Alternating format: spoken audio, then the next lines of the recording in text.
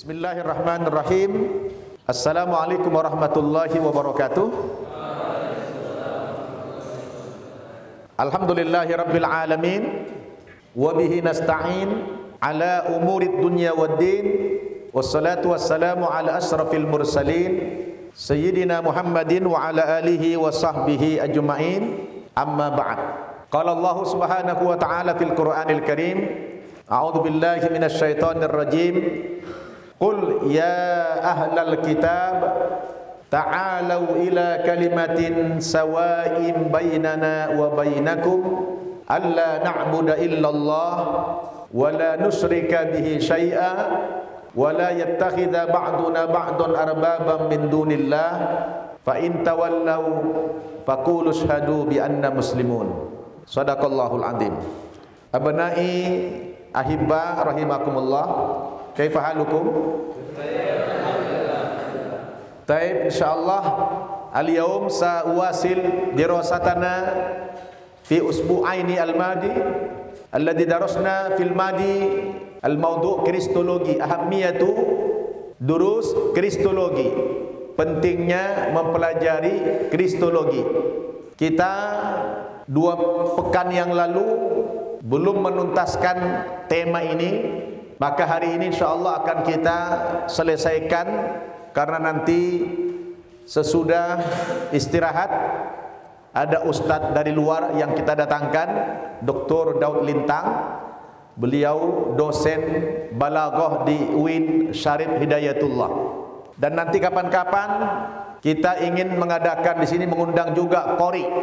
Jadi nanti kapan-kapan ada pelatihan qori, saya rencana mau mengundang Syamsuri Firdaus. Kenal? Satu kampung sama Rizky. Dia dari Bima. Kemarin saya jumpa dia di tempat takziah meninggalnya Ustadz Ahmad Muhajir rahmatullah alaih, di kediaman almarhum. Berkumpul semua ulama, para hufad, para qori-qori internasional, semua berkumpul. Ada Muammar, ada Nasrullah, ada semuanya ulama-ulama, karena beliau gurunya para qurra almarhum ini. Beliau juara 1 internasional tahun 1980 di Mekah. Maka yang ada qori-qori sekarang ini, baik bertaraf nasional maupun internasional, adalah murid beliau. Maka wajar saja ketika beliau meninggal yang hadir adalah ulama ahli Quran. Insyaallah saya menyaksikan selama di bulan ini ada 2 ahli Quran yang meninggal. Saya cerita sedikit. Yang pertama, 2 minggu yang lalu guru kami namanya Ustadz Uthman Lubis Al-Hafidh. Beliau juri hafidh internasional di Teheran, Iran tahun 1991. Beliau 2 minggu yang lalu meninggal. Umurnya masih 62 tahun. Saya banyak bergaul dengan para hafid, tapi saya belum berjumpa dengan hafid yang kecepatan hafalannya melebihi beliau jumpa saya. Jadi kalau antum baca sedikit aja, suruh lanjutin langsung cepat, kalah komputer. Dan yang luar biasa, ketika beliau meninggal, sebelum meninggal 10 menit sebelum meninggal, dia masih telepon saudara teman-temannya, masih teleponan. 10 menit menjelang meninggal masih teleponan beliau. Habis telepon, dia bilang sama istrinya, "Ma," katanya, "saya kok lemah ya, lemas sekali fisik saya." Tiba-tiba lemas, dia bilang. "Oh kalau gitu, tadinya dia duduk di sofa, abang tidur di situ aja, di rebahan di kamar." Kemudian dia rebahan, dipegang sama istrinya, kok makin dingin, kakinya dingin, tangannya dingin. Terus, "Ini abang kok dingin sekali," kata istrinya. Apa dia bilang? "Ya, saya kalau akan menghadap Allah," dia bilang, "saya pengen sakaratul mautnya 3 detik aja." Tiba-tiba benar. Baru ngomong itu dia langsung sakarat 3 detik, diangkat lidahnya, matanya melotot, datang mungkin malaikat, langsung meninggal, hilang nyawanya. Begitu hilang nyawanya, dipastikan istrinya dipegang urat nadinya tidak bergerak lagi, ditutup matanya, langsung tertutup matanya. Dan yang paling menarik, ketika diangkat jenazahnya, beliau waktu hidup berapa timbangannya? Hampir 100 kilo. Hampir 100 kilo timbangannya waktu hidup. Besar. Begitu meninggal, diangkat jenazah ini seperti beratnya 15 kilo saja. Kemana timbangan yang sampai puluhan kilo itu hilang? Kemana itu?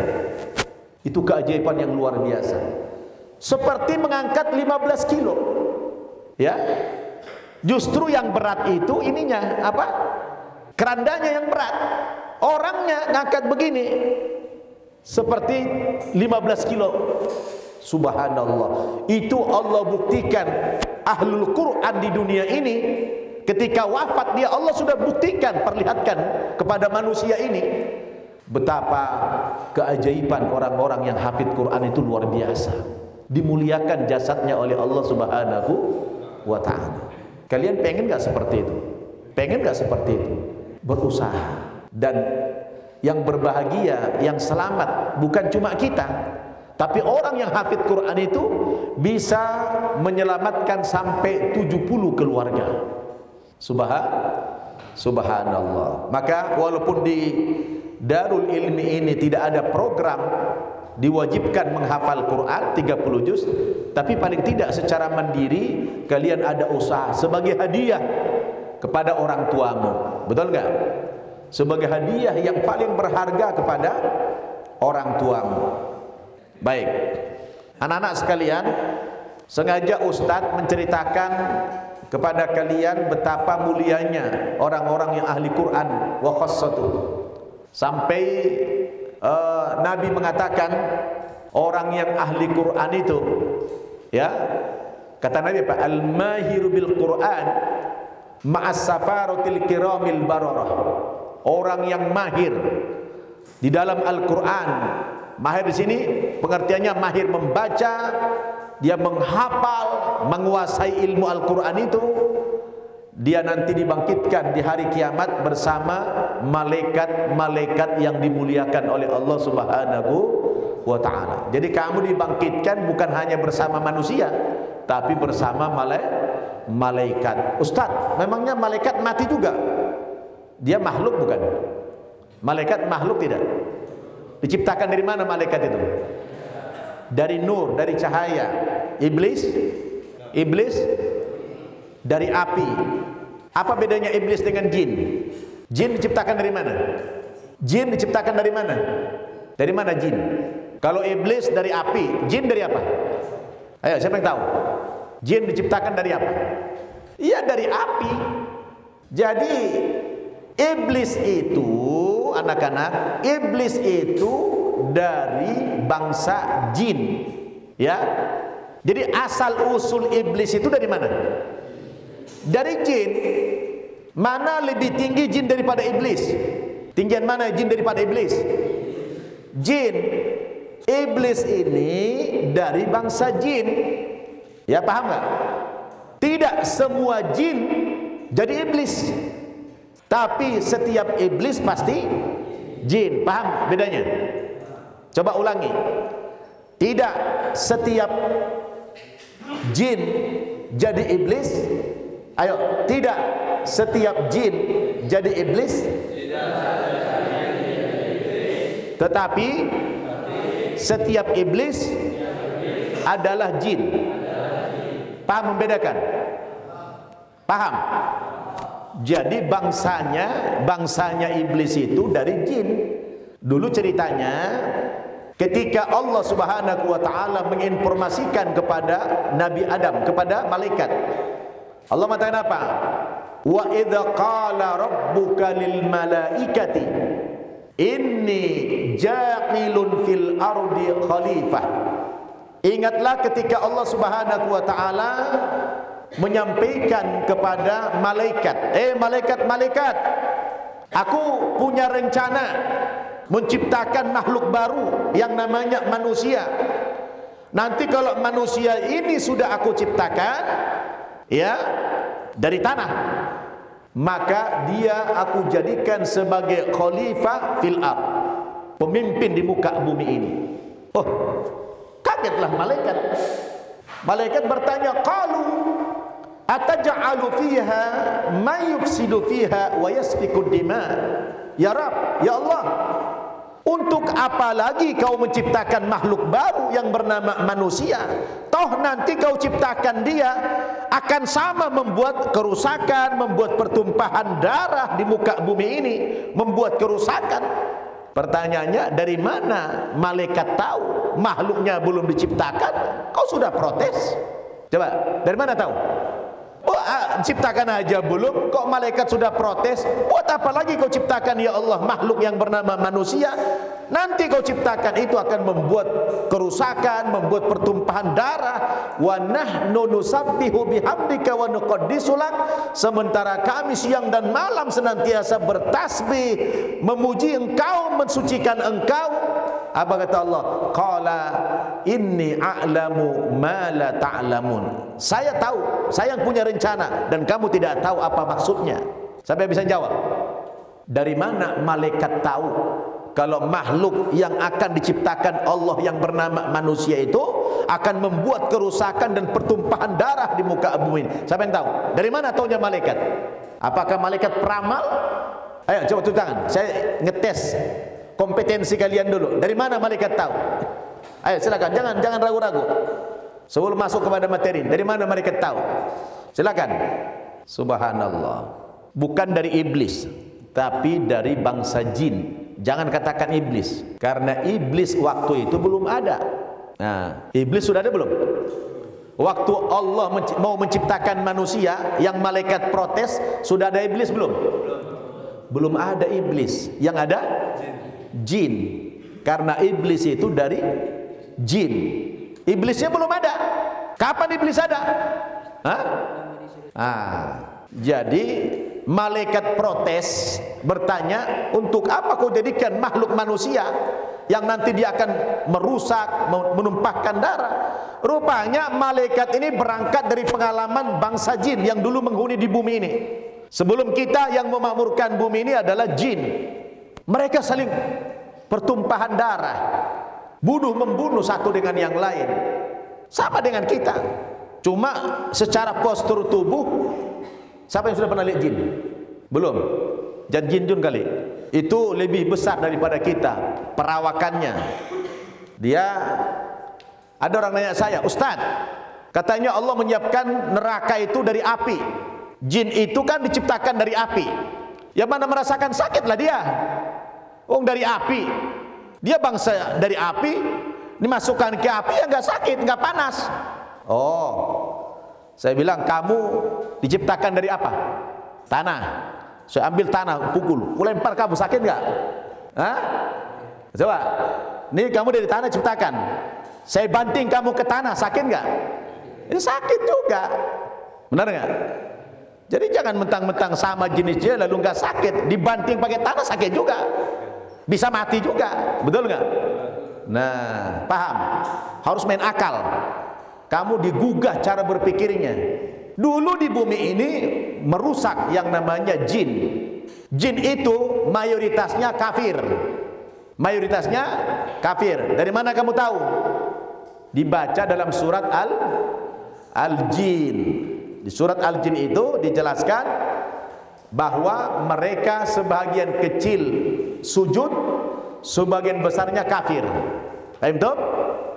Nah, akhirnya begitu benar-benar Allah ciptakan, Allah suruh malaikat Jibril membentuk manusia dari tanah liat. Dibentuk itu tanah liat seizin Allah. Begitu dibuat kakinya, matanya, semua fisik begini, belum ada ruh. Kemudian begitu Allah tiupkan ruh kepada jasad itu, Allah suruhlah malaikat dan jin bersujud kepada Adam. Sujudnya bukan litta'abbud, bukan lil ibadah, tapi sujudnya liihtiram, untuk menghormati aja, menghormati perintah Allah Subhanahu wa taala. Bukan sujud ibadah, bukan sujud menyembah manusia, sujud memuliakan saja. Bahwa walaqad karramna bani Adam, kata Allah, sungguh telah kami muliakan bani Adam. Nah, begitu Allah suruh sujud, itu yang namanya malaikat-malaikat sujud. Pimpinan presidennya jin Gak mau sujud, gengsi. Bagaimana kau suruh aku sujud kepada makhluk yang baru datang ini? Ana khairun minhu, saya lebih baik daripada dia. Khalaqtani min nar wa khalaqtahu min tin. Kata iblis ini, ya, jin ini yang pimpinan presiden jin tadi, bagaimana saya akan sujud sama makhluk yang baru ini, manusia? Saya kan lebih baik daripada dia. Karena unsur penciptaanku daripada dia lebih baik. Aku engkau ciptakan dari api, dia dari tanah. Oh, kau sombong, kata Allah Subhanahu wa taala. Sejak itulah dia dikutuk oleh Allah, maka namanya ablas, iblis. Ya. Iblis itu makhluk yang dikutuk oleh Allah Subhanahu wa taala.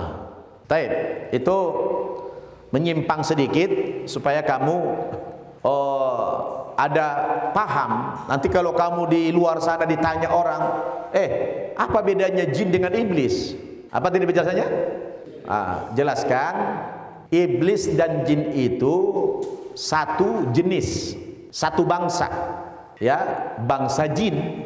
Tapi iblis ini dulu adalah sombong, maka dikatakan iblis. Sombong dia, congkak, gak mau mentaati perintah Allah.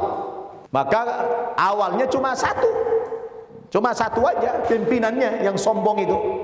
Lalu keturunan dialah yang dia minta kepada Allah, tangguhkan umurku sampai hari kiamat. Kalau jin mati, seperti kita ada ajalnya jin. Jadi jin itu ada ajalnya, mati juga. Jin itu punya ajal sama dengan kita. Tapi kalau iblis ditangguhkan sampai hari kiamat. Maka ini iblis, nggak tahu lagi penuhnya kemana ini. Kita, wah ini di sini iblis, bisa dihitung nggak iblis ini? Yang di sini berapa banyak iblis ini? Wah, udah gak terhitung banyaknya iblis. Ya, jangan tuju temannya. Saya suruh hitung ini. Jangan bilang temanmu iblis, nggak boleh. Ya, baik. Lanjut ya. Oke, kita kembali kepada materi kita hari ini. Kita masih membahas tentang urgensi mempelajari kristologi, pentingnya mempelajari kristologi.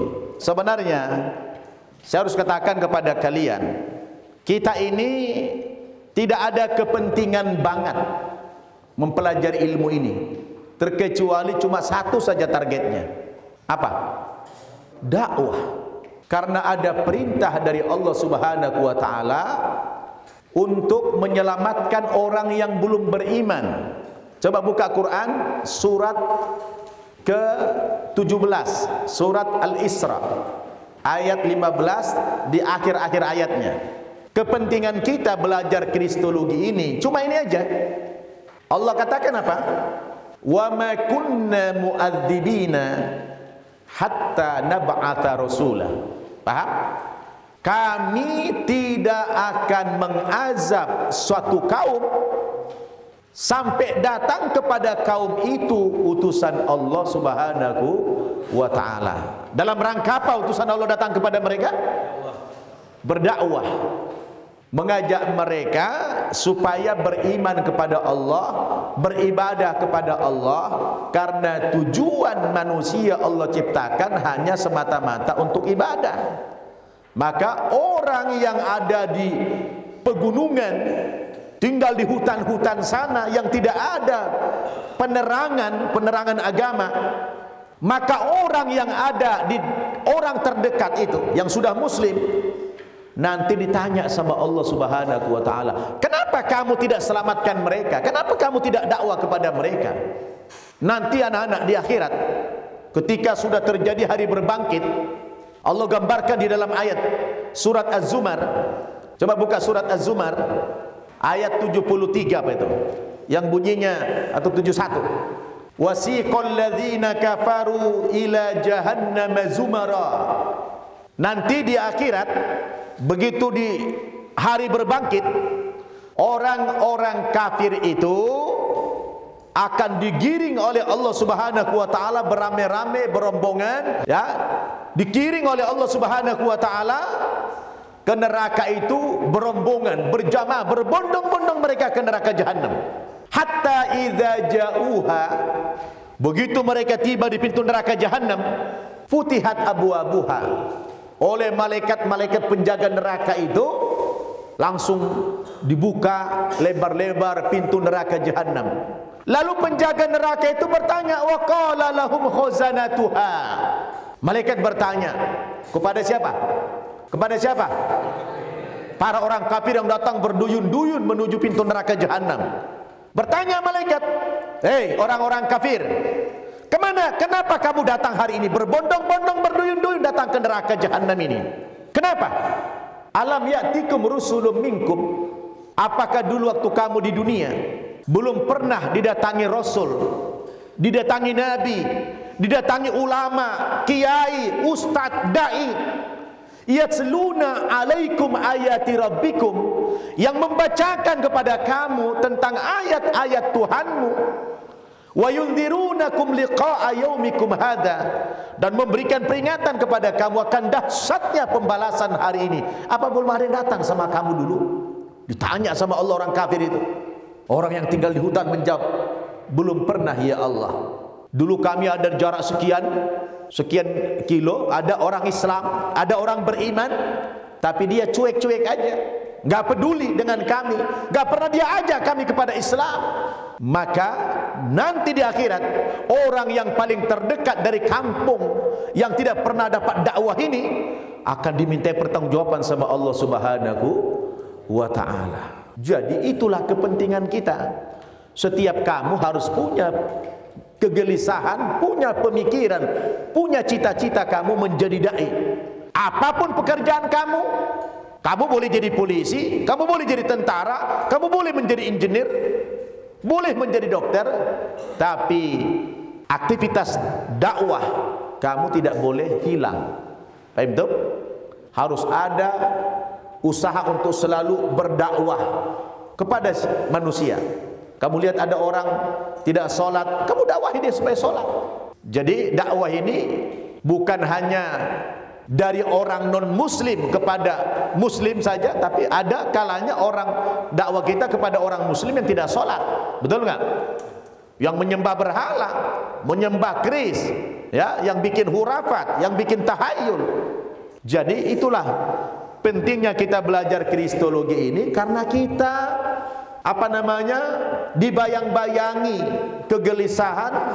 Jangan sampai ada tetangga kita, saudara kita yang sampai mati dia belum pernah kita ajak kepada Islam.